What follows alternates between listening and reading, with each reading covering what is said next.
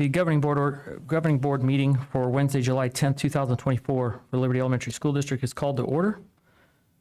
We have all 5 board members present: Vice President Parks, Board Member Kenyon, Board Member Bixler, and Board Member Strencioni. Next item. I'm sorry, this is actually a public hearing. My apologies. This is first public hearing on budget. Nonetheless, all 5 are present. Next up will be item 1.2, the Pledge of Allegiance. And Board Member Strencioni, can you please lead us?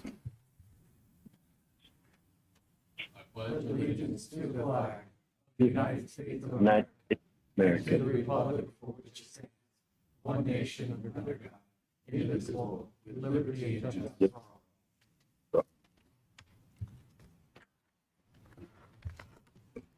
All right, members, once again, we are in session currently for our public hearing to discuss fiscal year 2024-25 adopted annual school district expenditure budget.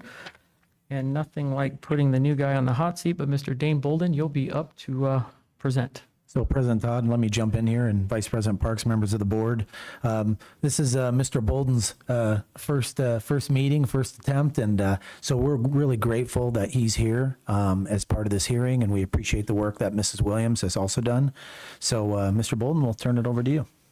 President Todd, Vice President Parks, members of the board, we're required by statute to prepare a proposed annual expenditure budget for fiscal year 25. Subject to this action, an adopted annual expenditure budget must be approved prior to July 15th. The governing board at their last meeting on June 24th approved the proposed annual expenditure budget. The public notice requirements have been met, and today the district will meet the final requirement of holding a hearing, which will allow for public comments. At the last board meeting on June 24th, Becky Williams presented on the FY25 proposed budget. In summary of her presentation, our base support level increased by $100 or 2% from the prior year. The $1 million one-time payment we received from the governor in FY24, we will not be receiving in FY25. And our primary assessed value increased by $51 million or 12%, which is great for our bonding capacity. Becky and I are here to answer any questions if you have any. Members, do you have any questions? Okay, do we have any requests for public comment? No, we don't, Mr. President. Okay. Hearing none, I know members, you've all perused quite heavily the documents ahead of this meeting and previous meetings. If there are no comments, we can move. See, what do we got next? Yep, we'll move to adjournment of the meeting. A motion. Mr. President. Michael? Yes, sir. Michael? Yes. You didn't vote. Oh, sorry. We You got to vote to hang on. budget. I don't. Yeah, Mr. Dangerfield, I This think. is only the hearing. The vote will come in the main meeting. I'm sorry. You are absolutely right. Yeah, And it's also- late. It's later down on the agenda. This was just the public hearing portion, Mr. It's Dangerfield. correct. Sorry. Sorry, and just for the record, Mr. Dangerfield, our legal counsel, is on the meeting via telephone. That's why you heard the voice come over. So, okay, members, so we're good. We'll go to item 2.1, the adjournment of the meeting, and I believe Board Member Bixler was starting that process. Excuse me, Mr. President Todd, Todd, it's the rules of order. There is no voting. We're not voting. Right. To close the Oh, agenda. to okay, close the we'll just, pub- okay, you sorry. can just close it. Appreciate it. That's a Thank change. That's right. Okay, so hearing that no other order, sorry, this is a new process. The adjournment will take place by me, and we will show the public hearing is adjourned. That was a little rough. All right, let's get going here. All right, we will now call the meeting to order for Liberty Elementary School District Governing Board, July 10th. This is our general meeting. Be a little smoother moving forward. We have all 5 board members present: Vice President Parks, Board Member Kenyon, Board Member Bixler, Board Member Strencioni, myself, Michael Todd, and we have legal counsel Clyde Dangerfield on the phone should we need him. We will again do the Pledge of Allegiance, 3.2, and we can have Board Member Kenyon lead us, please. Pledge allegiance to the flag of the United States of America and to the republic for which it stands, one nation under God, indivisible, with liberty and justice for all.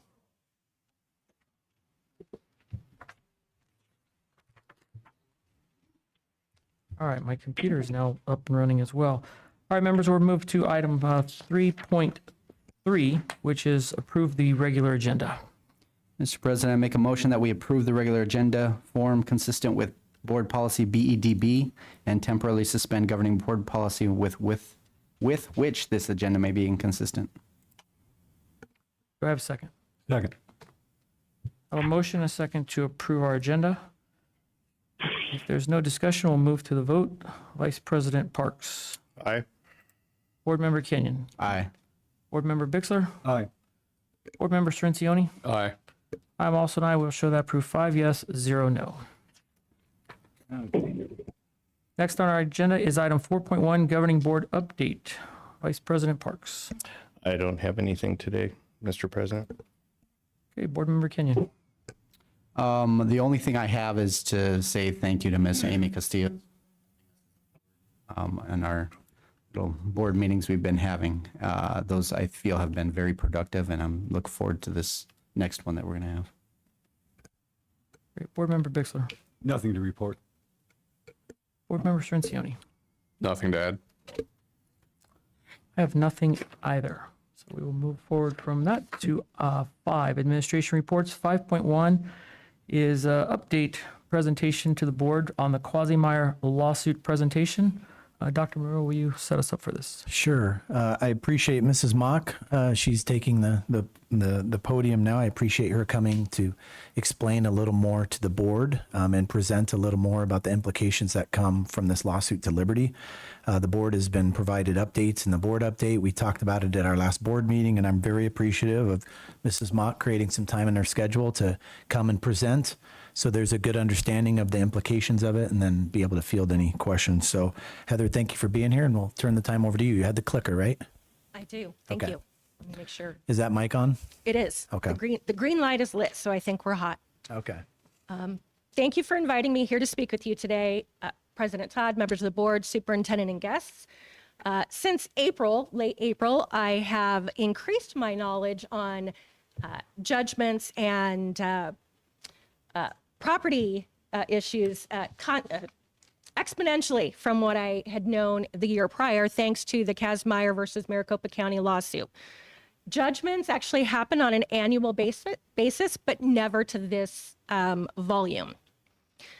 So just a little bit about the Maricopa County School Superintendent's Office. We actually have no statutory authority over tax judgments and resolutions or taxpayer refunds. So you might be wondering why I am here speaking about that, because we do actually have some other responsibilities when it comes to school districts budgeting and establishing the annual tax rate to make sure that the district collects enough cash to operate its budget. We're fiscal agents for school districts in Maricopa County, and the tax rates are then officially approved by the Maricopa County Board of Supervisors. I apologize. The PDF version of the presentation it's not showing, it's cutting off a couple things. In addition to the responsibilities of our office before moving to the County School Superintendent's Office, I actually spent over 17 years at a unified school district in Maricopa County and about 10 years doing the job of Director of Finance. And so I think that also helps equip me better to maybe answer some of the questions that you might have than maybe the assessor's office or the treasurer's office, who also have extensive knowledge on this case. This slide I cannot take credit for, because as I said, my expertise is in school budgeting. And this is something that was provided to us from bond underwriter company Stiefel. And this is just a brief explanation of what Quasim-Meyer is. And I'm sure I'm probably not saying that name correctly. So I do apologize for the family that that name belongs to. But what happened was there are specific rules for the valuation of your property. And when you have a change in use of the property, there is an application of either Rule A, which is when there's no change in use. Rule A is if you get your updated net assessed value for your home, full cash value, limited property value every year. And that is limited to a 5% increase year over year. However, if you have a change in use of your parcel or your property, then typically Rule B applies, and that's a completely different calculation for that net assessed value. And then the net assessed value is how your property taxes are calculated and how you are billed for your property taxes. And so what this case did was one individual taxpayer went and petitioned the Board of Supervisors, said, I believe that this should have been a change in use. This should have been Rule B for a change of use. And the assessor's office continued to apply the Rule A with no change in use. And so it ended up with a class action lawsuit, which you typically don't see with judgments. The result of the class action lawsuit was that the courts did rule in favor of the petitioner, that the change from class 3 to class 4 should have been designated as a change in use. And between class 3 and class 4 is single family use, but it's from a owner occupied to a rental property typically. And so it was being applied as a single family home, regardless of whether it was owner occupied or rental. And the tax years involved are actually 2015 through 2023. So it's thousands of properties in Maricopa County. Every taxing district is affected. It's not just Liberty Elementary School District. It's most school districts in Maricopa County, as well as the community college district, fire districts, every taxing entity by which that net assessed value is used to generate that the levy. And so what's going to happen is that everyone who opted into the class action lawsuit is going to receive a refund if the result of the change in designation means that their net assessed value would have been lower on any of the taxing years 2015 through 2023. It has been corrected for 2024 and moving forward. So after we're able to settle this suit and get all the taxpayers their due refunds, we should see those individual judgments that come on an annual basis. So what does this mean for taxing districts? The treasurer's office soon will start processing those refunds. They have not started processing them yet. The judgments do accrue 8% interest until they are paid. So every taxing entity has a desire to have them paid more quickly rather than later, because that will cost taxpayers as well the longer it takes to get them paid. Refunds are expected to be processed anytime between now and December. And the reason that it would take so long is just because of the volume again. There are so many refunds, and in order to process them all, it's just going to take the treasurer's office some time. So for the school districts specifically, what that means is refunds are going to be processed from the district's cash account at the treasurer's office. So the treasurer's office is the banking entity for school districts in Maricopa County. They hold all of the funds, they collect the tax dollars, they get the state aid payments from the Arizona Department of Education, and that's where we process all of the checks and warrants for the school district during the school year.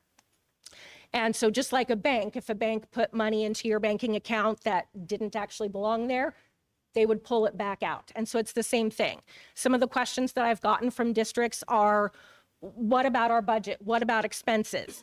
It doesn't affect the budget that you're going to vote on today, later in the meeting. It doesn't affect that. It doesn't change the budget at all. What it changes is the amount of cash available to support that budget. And so, as you know, school districts are budget a little bit differently than some of the other taxing entities. School districts are very finite. It's based on your average daily membership or your student count and a dollar value, a base support level for every student.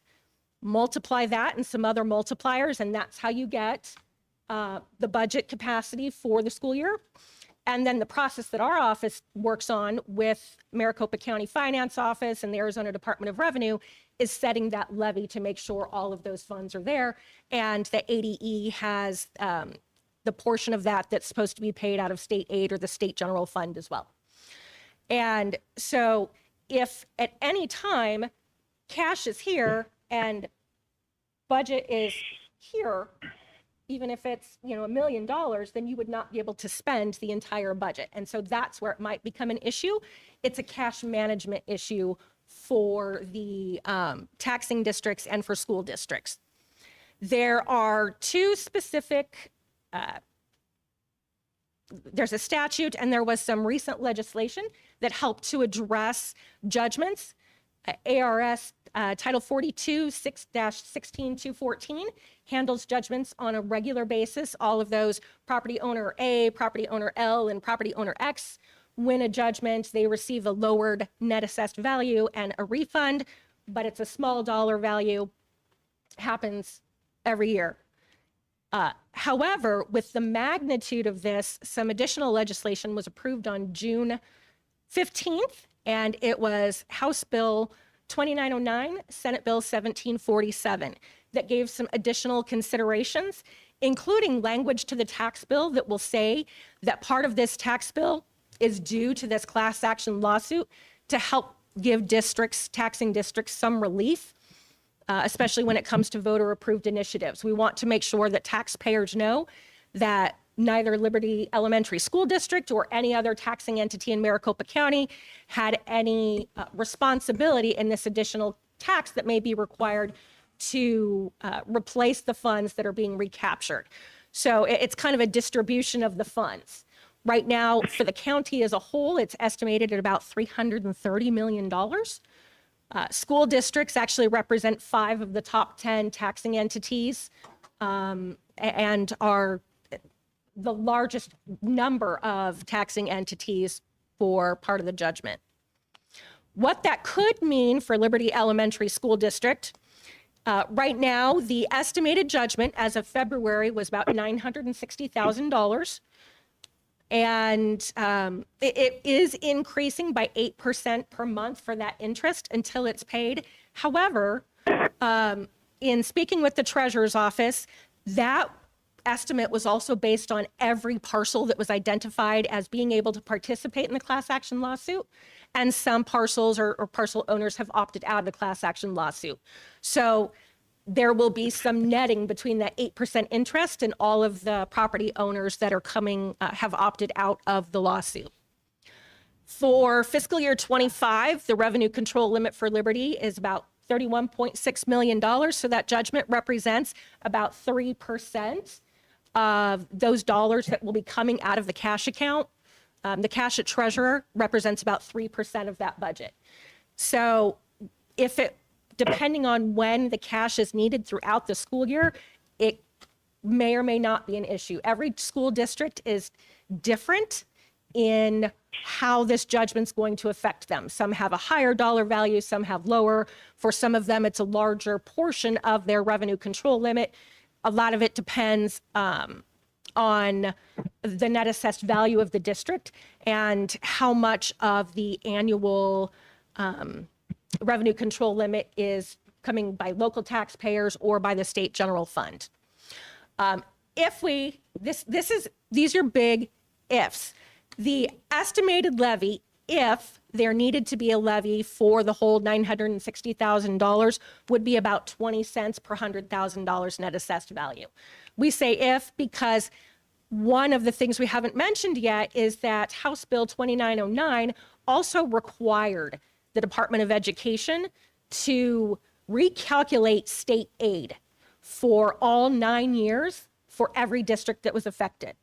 I ran some numbers before the meeting today. It looks like Liberty Elementary is about 77% state aid district, and the amount of state aid on the portion of this judgment that relies on that part of the budget that's just distributed between local taxpayers and state aid is about $560,000.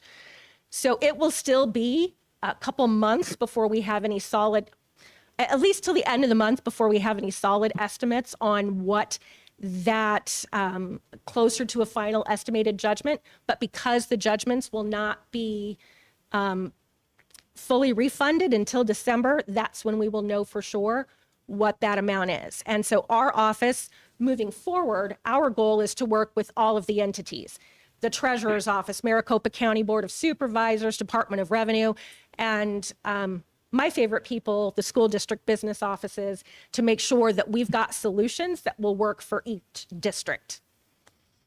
And I know there will be questions. I've watched some other board meetings, and some of the finance individuals give similar presentations, so I'm happy to answer what I can. And if I can't, I'm happy to take the question back and provide an answer afterward. Members, who's got questions? Well, first of all, I want to say thank you. That was a great presentation. I think it capped a few of the things, and especially some of the questions, you kind of covered them. I'm going to kind of just make a more of a comment than a question. I need the public to make sure they know that this was nothing the school district did. This was something completely out of our control. I also got to make really clear here is, you look at the fact that this fiscal year, we only had a $400,000 discretionary budget. And, there's $1 million that we're not going to have on top of that, plus this bill that's coming due. We're going to have to tighten things down and figure out, make sure our cash flow and stuff is, because I don't want to be in a situation where we're having a conversation in our next budget where we can't give teachers raises and things like that. I think we have to really dig deep and figure out how we're going to get through this. And 3% of our control limit, it's a big number. So anyway, thank you for your time. I do appreciate it. Thank you, Vice President Parks. Board Member Kenyon, you have any questions? Do we know roughly, I know we have an estimated dollar amount, and you stated that was those that opted in, or how did that work? Is everybody automatically in and they have to opt out, or did they?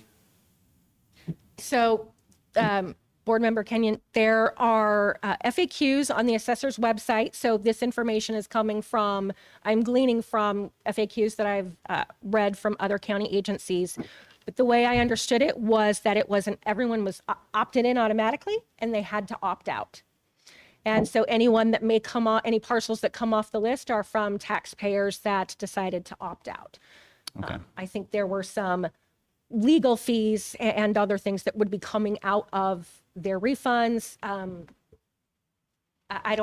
I wouldn't begin to deign a guess on why someone would opt out, but yes. No, we do know that's that folks fine. have. That's kind of what I was asking is, a lot of these, sometimes you have to opt into the class action lawsuit, and this one was automatic. It was. So basically the biggest chunk they can Correct. take, right? I was because of that, I was a little surprised when I read that, because normally, right, we get the flyers in the mail, your your data's been breached, do you want to opt into this class action, your airbags, your whatever it is, and yeah, that is typically, I think, what we see, but no, they automatically grabbed every parcel that would have qualified, and any of those individuals had to opt out of the lawsuit. Okay, thank you. And with the research that you have done, have you gotten any communication, or the superintendent's office get any communication with the state legislature about how they're going to prevent this from happening again? Because this is very, very, very difficult, as you know, on all the districts that have to deal with this. Correct. So President Todd, Board Member Kenyon, in the 2024 legislative session, the law has already been changed. So, and I don't have the bill specifically, but the law has been changed so that this particular instance will not happen again. And so it has been corrected for tax year 24 and moving forward. We would only expect to see those individual parcel judgments coming forward from now on. Okay, thank you. Board Member Bixler. Yeah, it's not great news. So each month, this is accruing 8% additional interest. When did that clock start? President Todd, Board Member Bixler, I could not tell you for sure. There is additional information on the Treasurer's website as well. They have sites dedicated to Quasim-Meyer. but I could not tell you for sure. The lawsuit, I think, originated in 2017, but it was appealed. And so I don't know if it goes back to from 2015 forward. I couldn't say for sure, or the time of the judgment. It may be in the case, it may be in the actual finding and the signed judgment by the judge. That could possibly be in there. But I haven't, it's very thick. I have not read it in its entirety. I've been focusing on other statutes. Yeah, complicated. Has there been any discussion about relief? Because we didn't even know about this until recently, so we're accruing a penalty where we had no knowledge that we were even facing it. Is there any kind of discussion about holding us harmless for at least part of that 8% increase? President Todd, Board Member Bixler, I am not aware of any discussions. It doesn't mean that it's not happening. Our office being a small one, we don't have any extra dollars. It would be the legislature or Maricopa County as a whole. But I'm not aware of anything at this time. And that's the way that the statutes are written. It's ARS 42-16-214 actually talks about the interest as well, even for those smaller judgments. And it's this, again, it's the same process that happens for the smaller judgments. We've just never seen it at this volume, which is why it hurts so much. And if I understand the process, because it just won't allow you to spend that reserve amount you have to save back, right? So if we're cooking along here and suddenly 6 months into this school year, we've used up all that, all of the contracts we signed and all the obligations we've agreed to will not be paid. Is that correct? Board Member Bixler, that is correct. If you had a $31 million revenue control limit and $1 million is in cash is taken from those accounts, you effectively then have a $30 million. You will still keep the budget capacity and can spend it once the cash is replaced. So that's why it's a cash management issue. And so there are options, and it's up to each district to decide which options to use and what works best for them. Thank you. Board President Todd, Yes, sir. may I, for a point of clarification? Please proceed. Okay. To make it, just for clarification, this does not change the school district's operating budget. This is a tax collection issue. This is a cash issue and the tax rate that is established to collect from all the homeowners in the community. It will not change your budget. It will not cut your ability to spend the money that has been allocated by the state legislature for school districts. So it's really a cash issue, and it's a collection of taxes to fill in that cash deficit. So the tax rate will go up to fill in the hole, but your expenditures will not be limited due to this issue. Is that your understanding, Ms. Mock? Yes, that would be correct so long as the cash is replaced. The only time it would limit any district's ability to spend that full budget is if the cash were not there. As fiscal agent for the school district, one of our other responsibilities is that if a district overspends, well, that's an overspend of budget, not of cash. No, I will correct myself, you are correct. It might be an audit finding if you ended with less cash, that if you overexpended your cash and had a negative cash balance at the end of the school year. Yes, and actually, I believe, from my understanding, the county has to lend the school district the money if they go negative in cash. But then the district has to pay the county interest on that borrowed money. President Todd, members of the board, yes, that is correct. The county treasurer's office would register warrants, which we prefer districts to avoid at all costs because those warrants aren't registered without cost. And so I'm going to sound like a broken record with cash management. That's right. It really is working with school districts for cash management.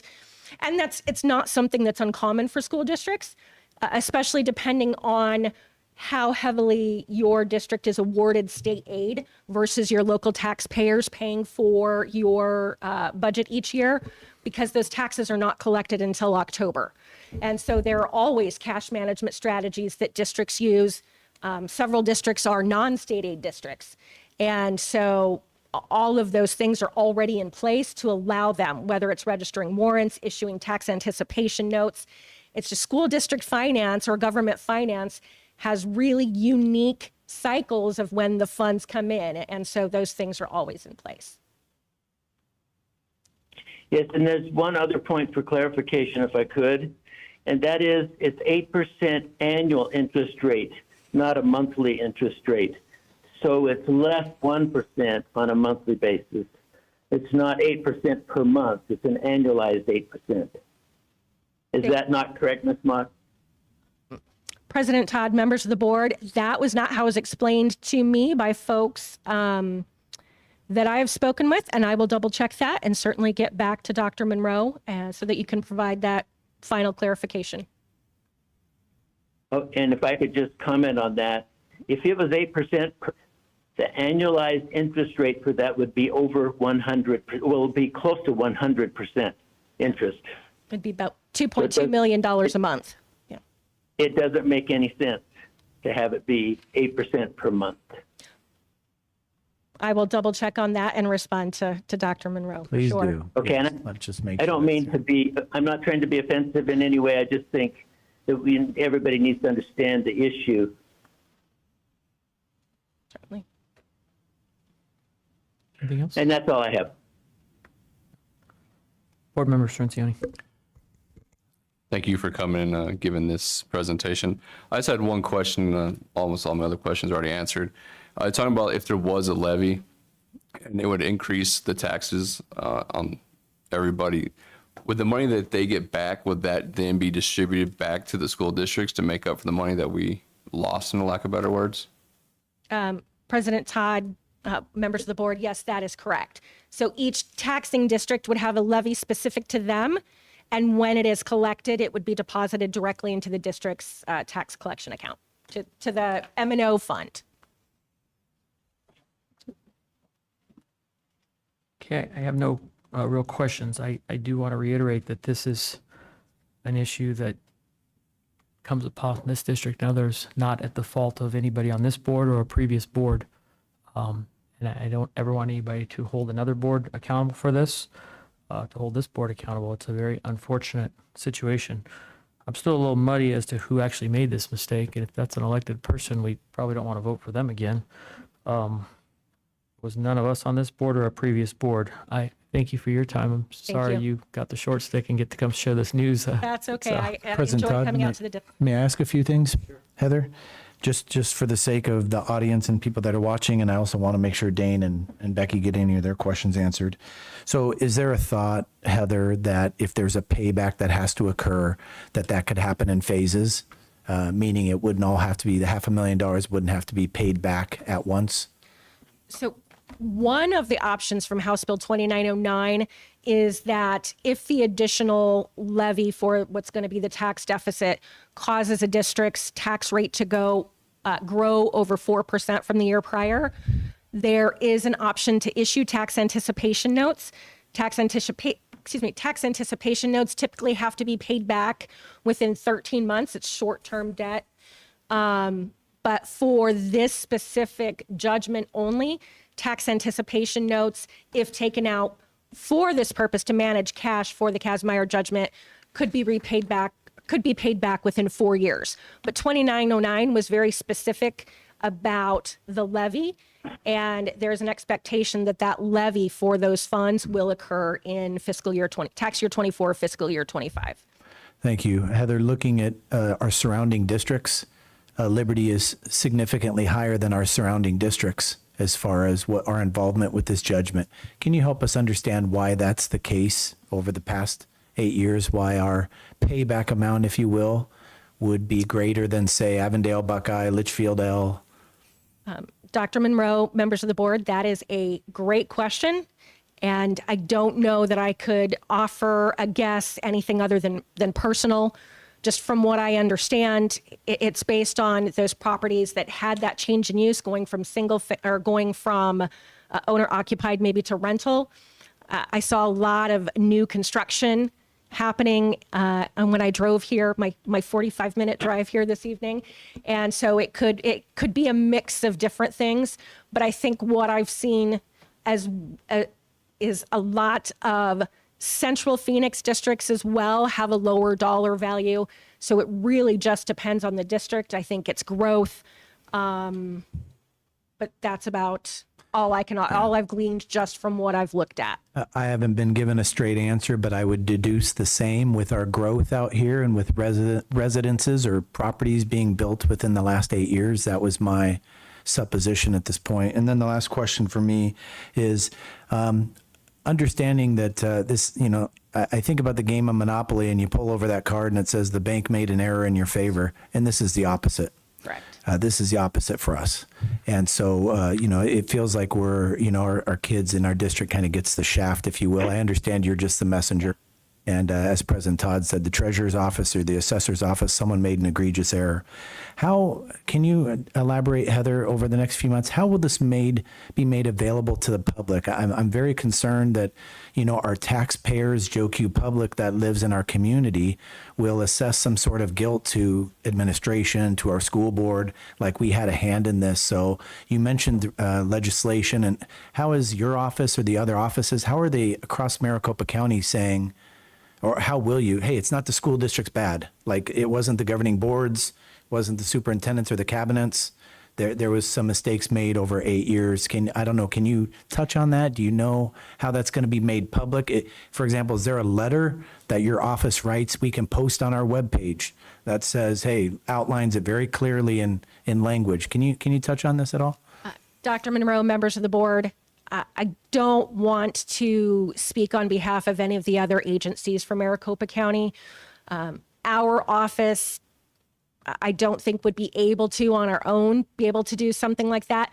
There is ongoing discussion on that tax bill and what it looks like, staying true to the intent of 2909, but also making it clear because it's not just school districts, it's every taxing district. Yes. And each taxing district has those options on how they address the cash coming out. I do think it's a little different for school districts because you've got that specific finite formula for your budget and matching it up with the cash that will be a little bit different from other taxing districts.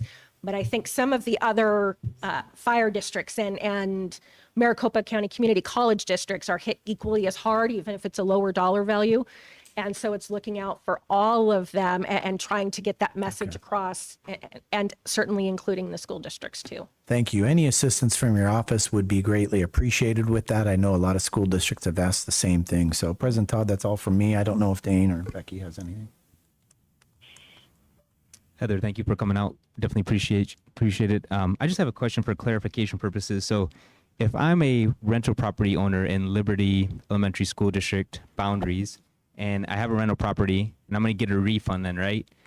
Then I have to go back. Well, I would get a refund because if I'm part of the class action lawsuit, I would get a refund. And so, but at the same time, then I would also have to pay more in taxes to make up for that amount. So you're kind of robbing Peter to pay Paul, right? I mean, does that kind of understand it? Is that Dr. Monroe, members of the board, I didn't hear a question there. okay? But Sorry. I think, yes, you are correct that any affected parcels that are receiving a refund will also then see a higher tax bill if they still own property in Maricopa County in an affected taxing district. So they get to redistribute the wealth, but it'll be on the corrected net assessed value. So it will be a correct levy. Thank you. Do you want to run yet? Glad we have you sitting in that seat.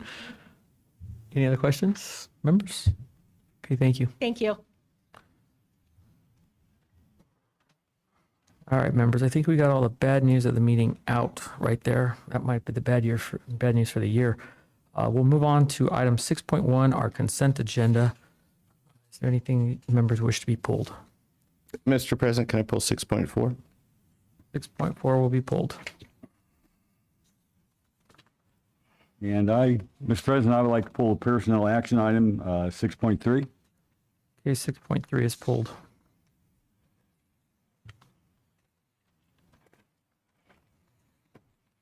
All right, members, hearing no other, we'll talk about 6.1, 6.2, 6.5, 6.6, and 6.7. I'll take a motion. Mr. President, I make a motion that we approve the consent agenda with the exception of 6.3 and 6.4. Second? Okay, I have a motion and a second to approve the consent agenda with the exceptions of items 6.3 and 6.4. If there's no discussion, we'll move to a vote. Vice President Parks. Aye. Board Member Kenyon. Aye. Board Member Bixler. Aye. Board Member Strencioni. Aye. I'm also an aye. We'll show that approved 5 yes, 0 no. All right, next on docket will be 6.3. Approval of personnel items. Board Member Bixler. Yes, thank you.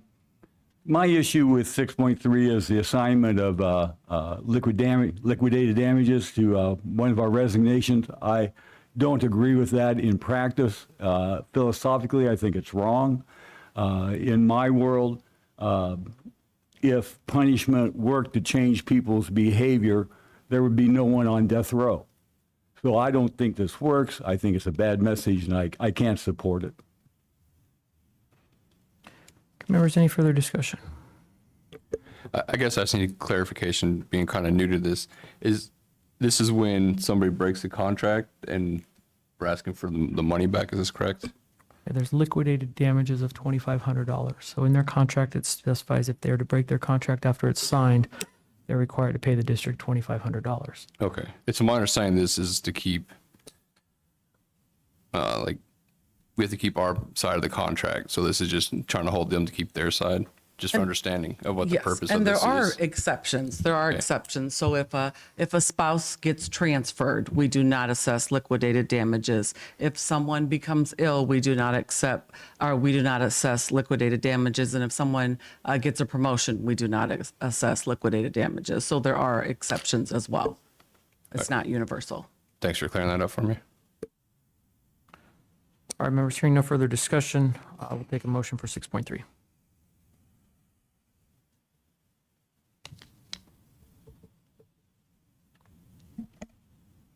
Motion to approve 6.3 personal action item. Do I have a second? Second. All right, hearing a motion and a second for 6.3. If there's any further discussion, please say so. Otherwise, we'll move to the vote. Vice President Parks. Aye. Board Member Kenyon. Aye. Board Member Bixler. Nay. Board Member Strencioni. Aye. I'm also an aye. We will show that approved 4 yes, 1 no. Item 6.4, approval to issue purchase order to obtain Asbestos Hazard Emergency Response Act inspections and management plans. This is Mr. Bob Young's agenda item. However, Mr. Parks, you had some questions. Yeah, I've been here 3 years, and this is an annual requirement, and it's the first time I've seen it. Can you give a little explanation of how this has popped up at this point? Yes, Mr. President, Mr. Vice President, members of the board, just in my position, going through and make sure we're in compliance with different aspects of the business.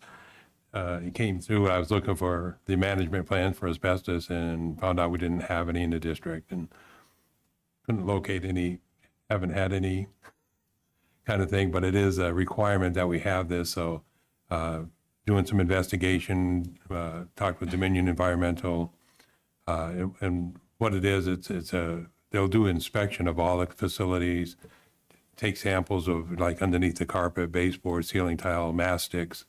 They do a complete, and then every 3 years you have to do that re-examination. You also have to do a employee training for asbestos awareness. So, if one of the schools, they did find mastic or something like that, we need to make sure that person knows, don't go over and do any drilling or sanding or anything in those, where that location is. So it is required. It's a regulation that it was missed. I'm not blaming anybody. I don't know why it wasn't, but it's something that going forward we need to stay up on. Even on the new schools, you get a letter, there's no asbestos, but you have to at least test it. When you're building a school, it's easy to test because you can just give the company samples of what you're building with, and they can test it on the site. and so that it's just bringing us up into compliance. Well, thank you on this catch, because I think it's very critical we keep everybody safe in these schools. And I saw this come up and I was like, wait a minute, we haven't done this before since I've been here. So I'm really glad we're on top of it. Thank you for your hard work. Thank you. Appreciate that. Any other questions? I'd also like to echo a thank you. You've done many great things for our district. This is yet one of them. This ensures our children, our staff are much safer.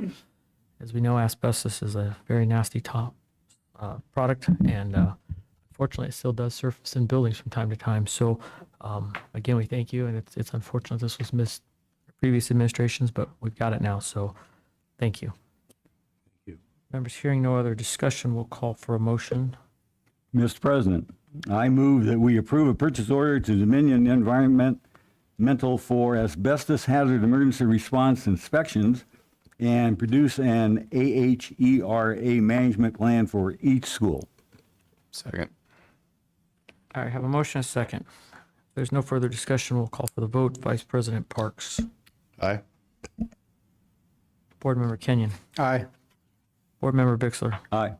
Board Member Strencioni. Aye. I'm also an aye. We will show that proof 5 yes, 0 no. Move on to section 7 of our agenda. 7.1, approve fiscal year 2024-2025 annual school district expenditure budget. Mr. Bolden. President Todd, Vice President Parks, members of the I'm not board. sure if your mic's on. You might have, Check. there we go. Okay. President Todd, Vice President Parks, members of the board. As stated before, we are required by statute to prepare a proposed annual expenditure budget for fiscal year 25. Subsequent to this action, adopted expenditure budget must be approved prior to July 15th. The governing board at their last meeting approved the June 24th proposed annual expenditure budget, and the public notice requirements have been met. Today, the district will meet the final requirement, hold a hearing, which will allow for public comment. And so, if you have any questions about the budget, I can add here. Members, any questions?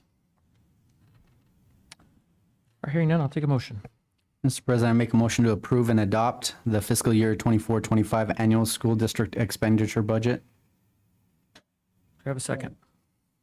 I have a motion and a second to approve our 2024-2025 annual expenditure budget. Call your name, please specify your vote. Board Member Parks. Aye. Vice President Parks, sorry. Board Member Kenyon. Aye. Board Member Bixler. Aye. Board Member Strencioni. Aye. I'm also an aye. We'll show that proof 5 yes, 0 no. Excuse me, President Todd. I'm Yes. sorry, I didn't catch the second. Second was with Board Member Bixler. Okay, thank you. Item 7.2, discussion consideration to approve Derek Diesner for Director of Communications for fiscal year 24-25. Dr. Mahorn. Good evening, President Todd, Vice President Parks, and governing board members. I am happy to be here this evening, to ask for the recommendation and improvement of Derek Diesner for the Director of Communications for the fiscal year 24-25. You have in front of you, you should have Mr. Diesner's resume.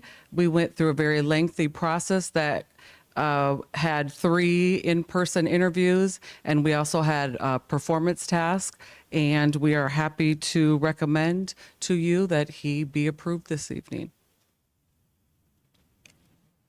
Members, any questions, comments? Mr. President, it's just wonderful to have a communications director possibly back in place. That is Agreed. something we've needed for a while, so I'm thrilled that we're looking at a candidate for approval. Agreed. Any other comments or questions? Are we able to ask Mr. Desner a question directly or no? Probably not, Okay, because we're not that's- part of the interview process. That's okay. You can calm down. You can relax. I No also questions. echo the statement. If he's approved, Member Kenyon, we'll also have him come up to the mic to introduce himself. fine. Maybe Probably answer maybe you all the could throw a questions I have. softball then, I guess. But I'm also thrilled, so thank you. I can assure you, we've asked him lots of questions in his 3 interviews. Thank you. Any other questions, comments? Members, I'd just like to take a moment looking over Mr. Diesner's resume. And first of all, I'm very excited at the opportunity that we have the chance to approve him tonight. As you know, 4 years ago when I came on this board, I said we needed a communications director. It's something this district has lacked for a long time. And to tell our story, there's a lot of great things that happen here. As I look at Mr. Diesner's resume, you see things like, I just missed it. Served as the city's main point of contact for Super Bowl, whatever that one was, LVII. I'm not good at Roman numerals, but you probably know which one it was. Which one was it? 57, yeah. Has worked at the city council for City of Glendale. So not only is he a communications person, but he also understands government work. And I think that's so important to what we're doing here. There's definitely a difference in being a news reporter, being a spokesperson at an agency, and then having the government background. So we're excited to have him. We're excited to have his family join us. I think there's great things. And I just singled out the Super Bowl because it's a huge event, but it's not just a sports event. There's a lot of stuff that goes on, a lot of moving parts. Having worked in major sporting events myself, it's a lot more than just a football game. Wrote and edited press releases and handled media inquiries, served as liaison between the media and city spokespersons. Those are great attributes that we have. Booked live news reports, interview segments, and secured quality features for print, online, and broadcast media outlets. There's a lot. This list goes on and on. So I'm excited at this opportunity. I had the chance to meet with Mr. Diesner just before this meeting, and I really applaud him for not only wanting to be interviewed, but wanting to interview us a little bit and making sure that this was a good fit for him and his family. He tells us it is. I believe him wholeheartedly and excited for this. So without any further comments, unless you have one, we'll move for a motion. Mr. President, motion to approve Derek Diesner for Director of Communications for FY 24-25. All right, do I have a second? Second. All right, we have a motion and a second. If there's no further discussion, we'll take the vote. Vice President Parks. Aye. Board Member Kenyon. Aye. Board Member Bixler. Aye. Board Member Strencioni. Aye. I'm also an aye, which shows that approved 5 yes, 0 no. Congratulations.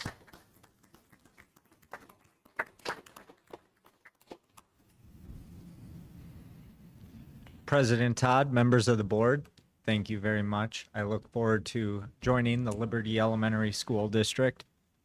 I bring a decade of experience in the communications realm, and I believe, as you touched on, you've now seen that in my resume. I really am looking forward to getting started building relationships, not only here in the district office and with our schools, but with parents, students, and local media members, a lot of which I already work with. I look forward to improving the district communications for our community and the entire valley. I look forward to really working on our website because that is crucial in communications. Getting more information out there on social media, in our newsletters, and just getting press releases out there. I'm used to working with the media and pitching them story ideas, and I believe there's a lot of stories to be told with this district. So thank you very much. Thank you. And we'll also recognize Miss Diesner in the back and baby Diesner number 3, right? He's got 3 under the age of 3, I think you said. Woo. You could make sure you move into our district so they can attend our schools. We'd love that. All right, members, next up will be item 7.3, second read and approval. And Mr. Diesner, if you want, you don't have to stay tonight. If you want to leave and let the mom and baby get to rest, feel free. Anyhow, 7.3, second read and approval of policy DJE, bidding and purchasing procedure. Mr. Bolden.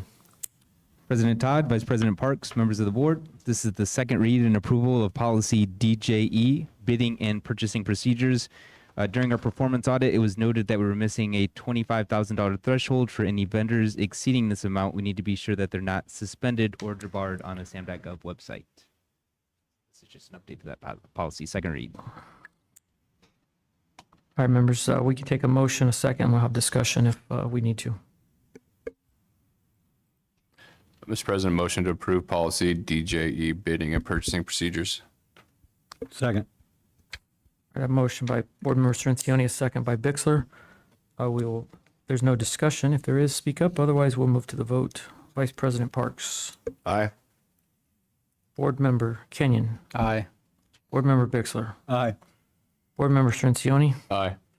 I'm also an aye. Will show that approved 5 yes, 0 no.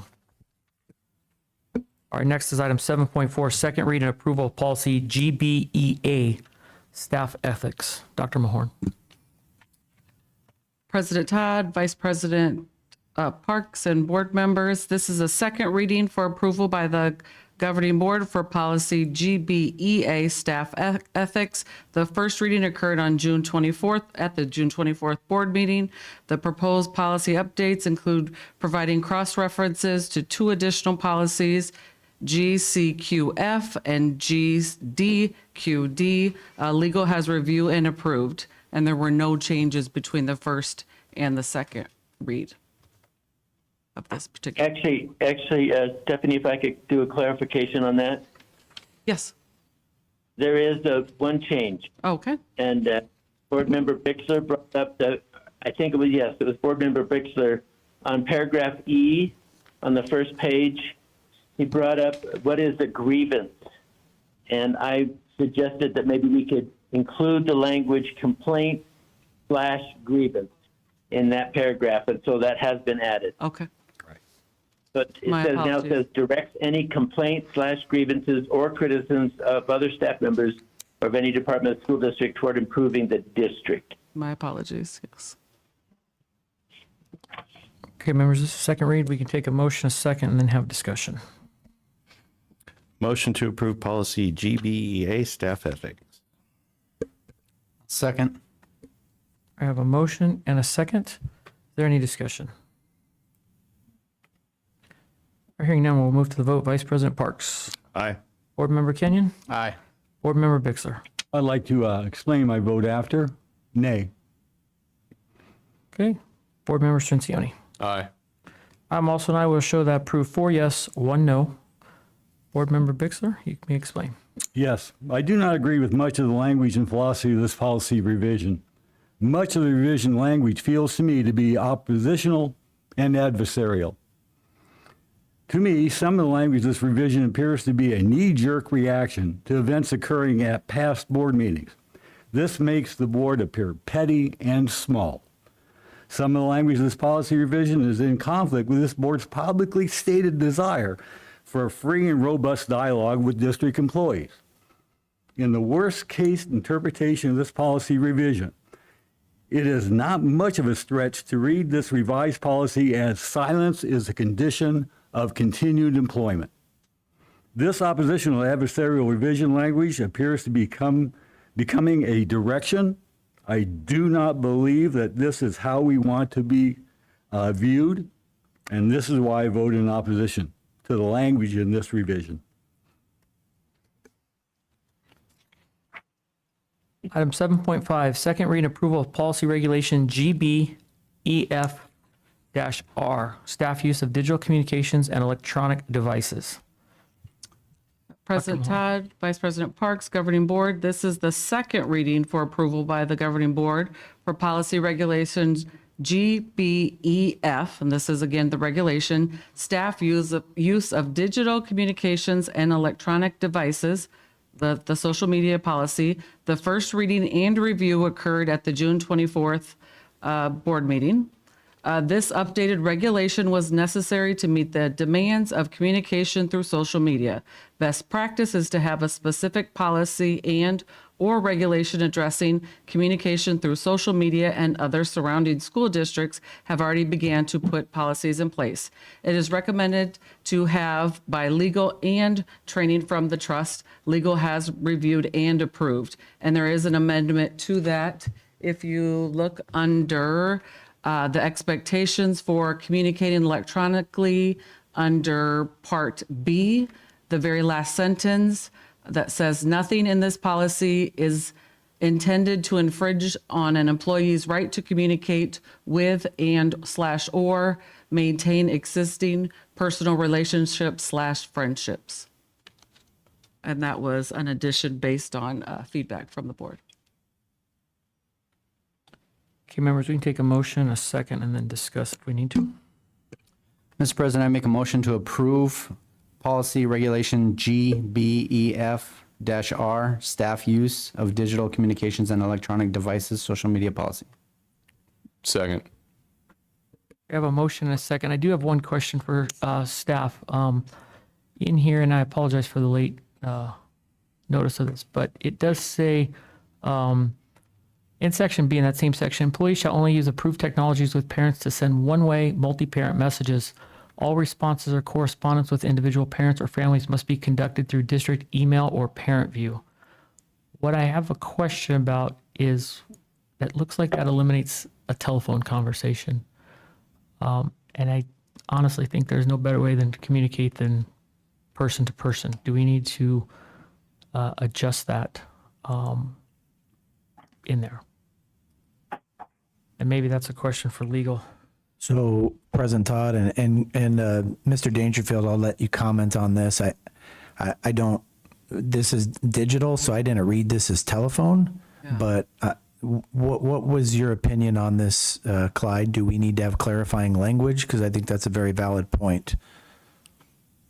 So, It's a very good question. Clyde, if you can, 1 second, sorry. along those lines, our phone lines are now VoIP. They're digital. They're not analog telephones anymore. So I just, again, future-proofing policy, I just saw this as, I mean, I've read this several times. It just dawned on me that we may have an issue with that. The same issue would be if we needed to notify a parent of a suspension, a sick child. I don't want to receive an email or a parent view message. If it's my child, I want a immediate phone call. I just don't want anybody, I don't want this to get abused, misused, misinterpreted. And it seems like we could add telephone into this. Yeah, no, Clyde, before I let you speak, and again, for the board purposes, this is exactly why we do the reads. You know, this is exactly why we do a first and second read. So if we need to take it back and bring it back for a third, we can certainly do that. But Clyde, did you want to comment on that? I mean, is this something we want to table and look at? Because those are really good points made by President Todd. I agree. They are very good points. And let's take it back and work it through one more time. We'll just add telephone into that last sentence that we had already added. We'll include, that includes telephone communication. So we'll fix it. Yeah, I would be more comfortable with it coming back so we can read through the document just to make sure, as opposed to doing like an amendment right now. Would you agree with that, Dr. Mohorn and Clyde? Yes, I would. Okay. I would. I would too. President Yes. Todd, because I had made a motion and there was a second, do we need a vote on this or can I retract my motion? I believe you can retract your motion, but I will ask Mr. Dangerfield, is that acceptable for him to retract his motion? Yes, he should retract his motion. Okay. All right, Mr. President, I retract my motion. All right. So And the I make a motion- motion to table this. All right, so we have a motion now to retract the original motion, or we have a request to retract the original motion, and now a new motion by Board Member Kenyon to table this for the next For meeting should be fine. clarification, Table is still our next regular scheduled meeting. And I will need a second. A second. Okay, so it'll stay the same, Kenyon and Oni. It's the motion and the second. With no further discussion, we'll call the vote. Vice President Parks, Aye. Board Member Kenyon, Aye. Board Member Bixler, Aye. Board Member Strencioni. Aye. I'm also an aye. Vote 5 yes, 0 no to table till the next regular scheduled meeting. Item 7.6, discussion consideration to approve the strategic plan, mission, vision, and core values. Dr. Monroe. President Todd, Vice President Parks, members of the board, I know where you guys have been this summer. You've been in strategic planning inside this room, and I want to publicly thank you for launching our process in a unified way. Now administration and staff will move on in setting goals and working under priorities that the board has developed. I'm very happy that with Mrs. Castellanos facilitating, the board has been able to come to a consensus on a very concise mission statement and vision statement and core values. And a lot of this information came from district surveys that went out to teachers and parents and staff. And so those are presented for you, the mission statement, the vision statement, and our core values. And the motion tonight, administration would would recommend approving the mission statement, vision statement, and core values of the strategic plan tonight. And then there'll be more, as the board knows, more planning sessions with the board, and then we'd have a planning session even next week with our leaders. So that would be the recommended motion. Members, we can take a motion, a second, and then discuss. Mr. President, I make a motion to approve the mission statement, vision statement, and core values of the strategic plan. Second? We have a motion and a second to approve the core values, mission statement, and vision statement of Liberty Elementary School District. Is there any discussion? Yes, Mr. President, just one real quick thing. I just want to really thank Amy Castellanos for her shepherding us through this process. Her patience was biblical, so I appreciate her work on getting this onto paper. This was not an easy task, and I think she did a great job. So I want to thank the Arizona School Board Association for making her her expertise and ability available to us.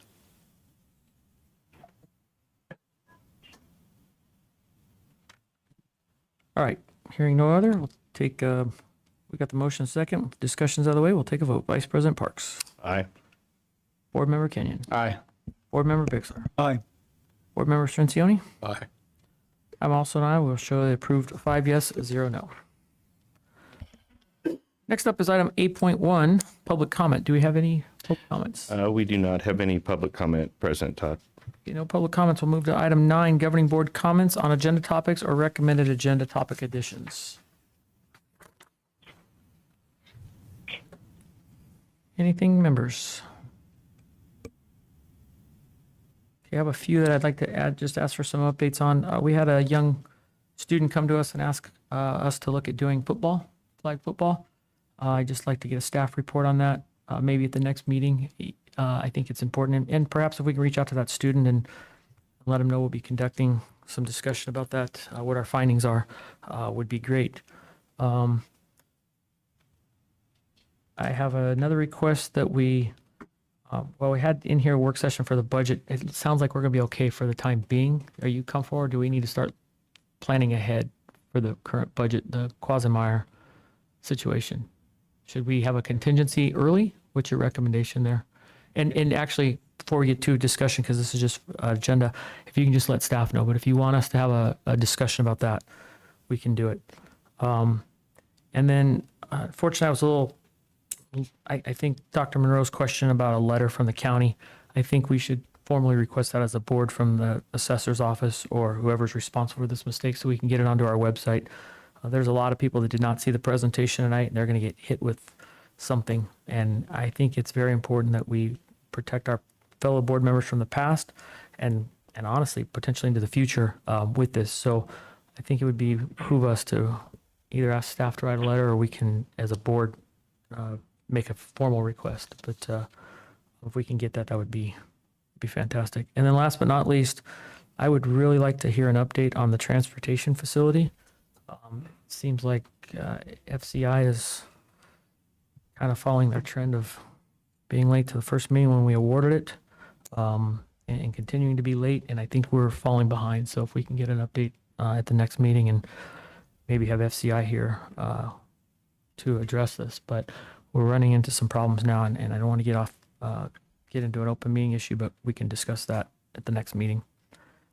Mr. President? Yes, sir. I did have a question. I understand that you weren't at the last board meeting, so you may not be aware of this, but I had made the request about the flag football to go onto the agenda at the last board meeting. I was hoping for something a little more thorough, costs and so on. Is the request made by Ms. Todd, is that the same? Yeah, we'll come back. We'll come back with something. And we heard you. We've had a lot of staff on vacation, and it's been the 4th of July and things like that. So we can come back with something similar. Yeah, I just thought it might take more time than what was in the next board meeting. We'll see. We'll bring back what we can at the next one. The school year is going to be starting up, and we definitely are interested as well. But like I said, we've had staff out of town, so I think we can put both of your requests together and come back with something. Sorry, I wasn't where you made that. So, Mr. President, I apologize. I did think of something, just if I can get an update. I know that our school year's coming to a start, and I've kind of been hounding that drum about getting school resource officers on every one of our campuses and reaching out to Buckeye and Goodyear police departments and see if they have staff available or willing to do that. If we could just get an update on that, that would be great. Will do.